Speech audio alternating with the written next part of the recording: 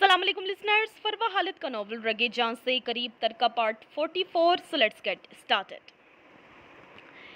जी फुरकान साहब, आप इस मीटिंग को 2 दिन बाद के लिए रख दें। आज और कल में मेरा ऑफिस आना पॉसिबल नहीं है। असवीर फोन पर बात करता अपने रूम से निकलकर स्टडी की जानिब बढ़ रहा था जब उसकी निगाह सामने की जानिब उठी, फिर वापस पलटना भूल चुकी थी। हाइफा जर्द रंग की सादा सी शॉर्ट शर्ट और खुले पांचों वाला ट्राउजर पहने, शर्ट की स्लीव्स को कोहनियों तक फोल्ड किए, दूधिया हाथों को बाजुओं तक फुल मेहंदी से भरे, वो सादगी में भी कयामत ढा रही थी। सर पर ओढ़ा दुपट्टा सिल्की बालों की वजह से नीचे फिसल आया था, जिसमें से झांकती उसकी जुड़े में मुकीत नागिन जुल्फे अजमीर मीरान को चारों शाने चित कर गई थी। उससे हाइफा के बाल बहुत पसंद थे, जिन्हें वो हर वक्त उससे छुपाकर ही रखती आई थी। हाइफा जो अपने ध्यान में चलती उसकी जानिब ही बढ़ रही थी कि इस ख्याल के जेर असर उसने निगाहें उठाकर सामने देखा था। तस्वीर को वहां खड़ा देख उसके कदम अपनी जगह पर साकित हुए थे। उसने हड़बड़ाहट में दुपट्टा सर पर ओढ़ना चाहा था, मगर फिर मेहंदी भरे हाथों को बेबसी से देख कर रह गई थी। वो मावरा की घंटों की मेहनत इस तरह जाया नहीं करना चाहती थी। अजमीर उसके करीब आ चुका था। हाइफा की पल के घबराहट के जेर असर कोशिश के बावजूद दोबारा नहीं उठ पाई थी। अजमीर आगे बढ़ा था और झुककर उसकी दोनों कलाइयों से उठती मेहंदी की मशहूर कुन खुशबू से अपनी सांसें मुअत्तर करता उससे अपने करीब कर गया था। इससे पहले वो कुछ बोलता, अकब से हाशिर की कमजोर सी आवाज सुनाई दी थी। लाला, नीचे से सारी बुक्स ऊपर शिफ्ट कर दी हैं, अब मैं जाऊं? हाशिर अजमीर के चौड़े वजूद के पीछे छुपी हाइफा को नहीं देख पाया था। उसकी सांसें फूली हुई थी। इतनी ठंड में भी पूरी तरह पसीने में शराबूर वो बहुत थका हुआ लग रहा था। आइंदा ऐसी गुस्ताखी होगी? अजमीर हाइफा के चेहरे पर फिसली लट को देखता सर्द लहजे में हाशिर से मुहातिब हुआ था। हाइफा को लम्हा लगा था समझने में कि हाशिर को किस बात की सजा मिल रही है। सुबह नाश्ते के टेबल पर उसने हाइफा के साथ जो फ्री होने की कोशिश की थी और जो उल्टे सीधे डायलॉग मारे थे अजमीर की जानिब से, ये उनका रिटर्न था। हाशिर की शक्ल देख हाइफा के होंठ पर धीमी सी मुस्कुराहट बिखरी थी, जिससे उसने अजमीर से पोशीदा रखने की कोशिश करते चेहरा झुका लिया था।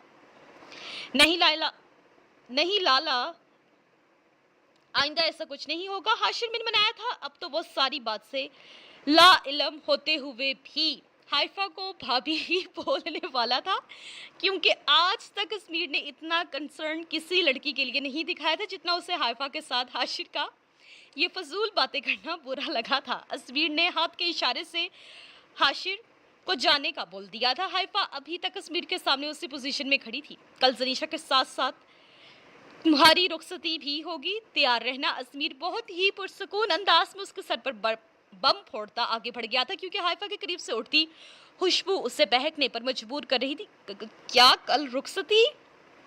हाइफा को यकीन नहीं आया था कि जो उसने सुना है वो सच है या उसका कोई वहम।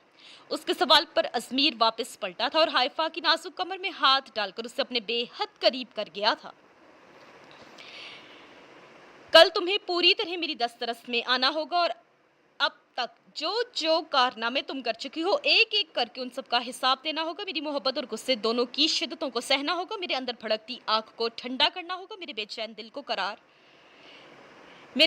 दिल का करार बनना होगा। अजमीर उसके कान की लो को होंठों तले दबाता उसकी गर्दन पर अपना गहरा लम्स छोड़ता उसे अभी से ही अपनी शिद्दतों से आगाह कर गया था। हाइफा तो कितनी ही देर अपनी जगह से हिल भी नहीं पाई थी।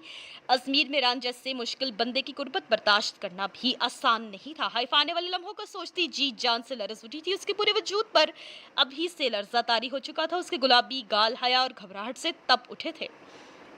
अजमीर घर वालों को कैसे बताने वाला था, क्या करने वाला था, उसे कुछ अंदाजा नहीं था, मगर उसे इतना पता था कि अजमीर उसके किरदार पर कभी कोई बात नहीं आने देगा। वो अपने घर वालों के सामने अपनी बीवी का सर नहीं झुकने देगा।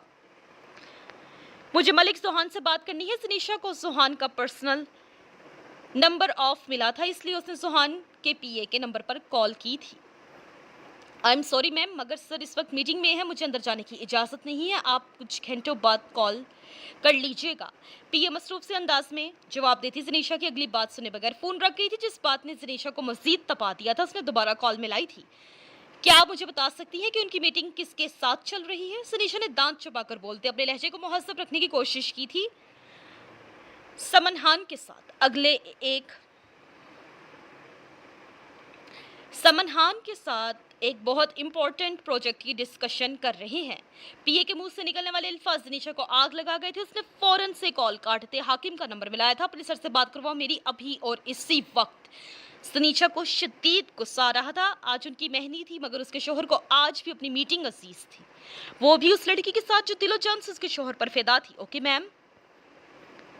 हाकिम को पहले एक बार बात ना करवाने की वजह से जुहान से डांट पड़ चुकी थी, इसलिए वो अब खामोशी से अंदर की जाने भड़ गया था। सर, जनीशा मैडम की कॉल है। मीटिंग रूम में इस वक्त समन और जुहान के अलावा 5 लोग और भी मौजूद थे। जुहान हाकिम को यूं बीच में आकर डिस्टर्ब करने पर घूर रहा था। उसने आगे से जनीशा का फोन पकड़ा दिया था। मुझे आपसे शादी नहीं करनी, उसी की रुखसती करवाएं जिससे हर वक्त अपने साथ लिए घूम रहे होते हैं। जनीशा ने कोई और बात करने के लिए फोन किया था मगर वो गुस्से में बोल कुछ और रही थी। Excuse me. सोहान मीटिंग से कुछ वक्त की ब्रेक लेता बाहर निकल आया था। क्या कहा तुमने, अब बोलो जरा। सोहान की संजीदा आवाज स्पीकर से उभरी। उसके वर्कर्स के सामने शेरनी बनी एकदम भीगी बिल्ली बनी थी। तुम्हें मुझसे शादी नहीं करनी, रियली? सोहान ने उसकी खामोशी पर उसकी कही बात दोहराई थी। तो मतलब मैं समन से शादी कर लूं, ये भी इजाजत दे दी है तुमने? वैसे भी उससे दूसरी शादी तो करनी है ही थी, तो क्यों ना अब पहली ही कर लूं, दूसरी तुमसे कर लूंगा। सुहान उसकी गुस्सा जब्त करने की कोशिश में लेती गहरी गहरी सांसों को सुनता जेरे लब मुस्कुरा दिया था। जनीशा मेरान भी उसके लिए उतनी ही पोजेसिव थी जितना वो पोजेसिव था। I hate you. उसके ऐसे मजाक पर भी जनीशा की आंखों से आंसू बह निकले थे। तुमने मुझे मनाना था मगर ये सब करके तुम मुझे मजीद खफा कर रही हो, सुहान ने उसे याद दिलाया था।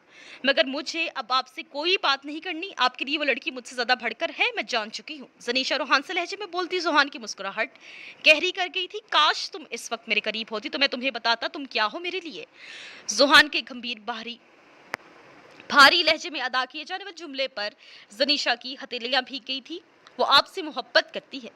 जनीशा को समन का जुहान के साथ रहना इसी वजह से हजम नहीं होता था। मुझे फर्क नहीं पड़ता, जुहान ने मुख्तसरन जवाब दिया था। जनीशा इस वक्त उससे जो वजाहत मांग रही थी जुहान जानबूझकर उसे वो देने को तैयार नहीं था। उससे जनीशा का ये जेलसी भरा अंदाज बहुत मजा दे रहा था। मुझे अब आपसे कोई बात नहीं करनी, आप बहुत बुरे हैं। जनीशा शदीद नाराजगी का इजहार करती कॉल काट गई थी। मेरी मासूम सी बीवी तो शिद्दत पसंदी में मुझसे भी आगे निकल गई है। जुहान जेरे लब मुस्कुराता ऑफिस की जानिब बढ़ गया था। मेहंदी का फंक्शन भी मीरान पैलेस के बड़े से लॉन में ही मुनक्किद किया गया था। हर तरफ सजी बरकी कुमकुमों और जर्द फूलों ने एक समा बांध रखा था। तकरीब के लिए तकरीबन सारे इंतजामात मुकम्मल कर दिए गए थे। जनीशा हाइफा के साथ पॉलर तैयार होने गई थी। मेहमान आहिस्ता आहिस्ता आना शुरू हो चुके थे। घर के तमाम अफराद वहां पर मौजूद आने वालों का खुश दिली से इस्तकबाल करने में मसरूफ थे। हुमैरा जरा पता तो करवाओ जनीशा और हाइफा कब तक पहुंचेंगी, अभी तक तो उन्होंने आ जाना था, इतनी लेट क्यों हो गई? कहा भी था ब्यूटिशियन को यहीं बुलवा ले मगर ये लड़की मेरी सुनती कहाँ है। शमसा बेगम हुमैरा बेगम के पास आती फिक्रमंदी से बोली थी। अभी कुछ देर में सुहान और नफीसा बेगम भी मेहंदी लेकर अपने दोस्त अखबाब के साथ वहां पहुंचने वाले थे। भाभी परेशान ना हो, मैं कॉल करती हूँ, वैसे भी इतने सारे सिक्योरिटी गार्ड्स हैं तो सही उनके साथ, अल्लाह सब खैर करेगा। हुमैरा बेगम उन्हें तसल्ली देकर जनीशा का नंबर मिलाती दूसरी जानिब भड़ गई थी। भाभी नंबर नहीं मिल रहा दोनों का। हुमैरा बेगम भी अब शदीद परेशानी का शिकार उनके करीब आई थी। शमसा बेगम के बुलाने पर कासिम साहब भी वहां आ चुके थे। किसी गार्ड का नंबर भी नहीं मिल रहा था जिसकी वजह से अब सबके चेहरों पर हवाइयां उड़ रही थी। मेहंदी आ चुकी थी मगर किसी को परेशानी में उनका वेलकम करने का होश ही नहीं रहा था। जनीशा कहाँ है? सुहान के कानों तक भी इस बात की भिनक पड़ चुकी थी। वो जब्त से लाल होती आंखों के साथ सख्ती से मुठ्ठियां भींचते उनके करीब आया था।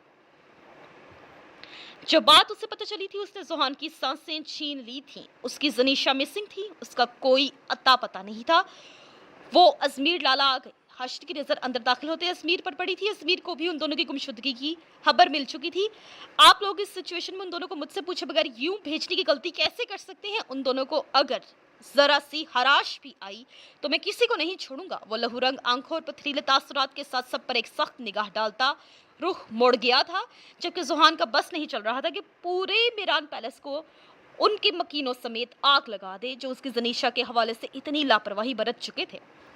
उनकी हालत ही इस वक्त काबिले रहम थी क्योंकि इस वक्त उनकी जिंदगियां दांव पर लगी हुई थी। वो यहाँ खड़े रहकर किसी बुरी खबर का इंतजार नहीं कर सकते थे। अभी उन्होंने बाहर की जानिब कदम बढ़ाए ही थे जब सामने से आते फैसल को देख वो दोनों अपनी जगह साकित हुए थे। फैसल, अजमेर ने सवालिया निगाहों से उसकी जानिब देखा था, जिसकी झुकी निगाहें कुछ गलत होने का पैगाम दे रही थीं। साईं, वो सिक्योरिटी हदशात के तहत सनीशा बीबी जी और हाइफा बीबी जी को अलग अलग गाड़ियों में यहाँ वापस लाया जा रहा था। फैसल से अपने मालिक की अजियत का सोचकर अगला जुमला अदा करना मुश्किल हुआ था। बाकी सबकी सांसें रुक सी गई थी। अकराम हनीफ के आदमियों ने दोनों गाड़ियों पर हमला करके सनीशा बीबी जी को अगवा कर लिया है और हाइफा बीबी जी जिस गाड़ी में थी वो तबाह कर दी गई है। अभी हमारे आदमी उस तबाहकुन मलबे से बॉडी पार्ट्स ढूंढने की कोशिश कर रहे हैं। फैसल के अल्फाज क़यामत बनकर टूटे थे। उन सब पर कासिम साहब सख्ते के आलम में ये सब देख सुन रहे थे, जबकि बाकी सबका भी यही हाल था। फैसल के अल्फाज ने अजमीर के जिस्म से रूह खींच ली थी, मगर उसने आगे बढ़ते एक सन्नाटेदार थप्पड़ फैसल के मुंह पर रसीद किया था, जिससे फैसल लड़खड़ाकर पीछे जाकर गिरा था। तुम्हारी हिम्मत भी कैसे हुई हाइफा के बारे में ऐसी बकवास करने की? हाइफा को कुछ नहीं हुआ, कोई उससे कुछ नहीं कर सकता। मैं पूरी दुनिया को आग लगा दूंगा। अजमीर इस वक्त आंखें से बाहर हो चुका था। हाइफा के लिए डेड बॉडी का लफ्ज उसका दिल चीर गया था, जबकि बाकी सब हैरत और बेयकीनी से अजमीर का ये अलग रूप देख रहे थे। हाइफा के लिए उसका ये दीवानापन उन सबको ही शदीद हैरत में डाल गया था, जबकि मावरा भीगी आंखों से ये सब देखती फूट फूट कर रो दी थी।